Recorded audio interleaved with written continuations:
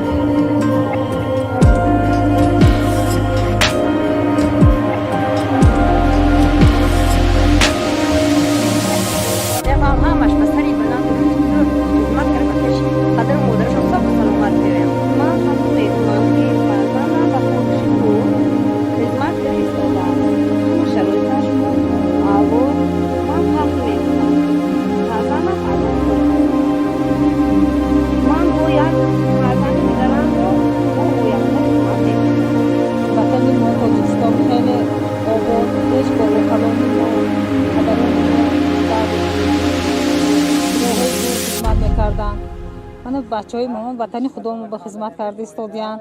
شرایط خیلی خوب، ما خرسند هستیم. من خوشبخت‌ترین مادر هستم که فرزند دینی من عزیز محمد جان خدمت کرده است. فرزند کلانی من عزیز جان در کمرو خدمت کرده. آمدیم قسم نظامی شرایط ما همش با ایام بسیار خرسندیم. فرزند خرسنده و پسنده جان ما خرسندیم که در وطن خدمت مادر وطن و نظامی فرزند خرسنده ما خرسند ما 30 سال پیش در خلیق نویسد خواستم کنم در 10 سال من امور مادر مهاجر کردم.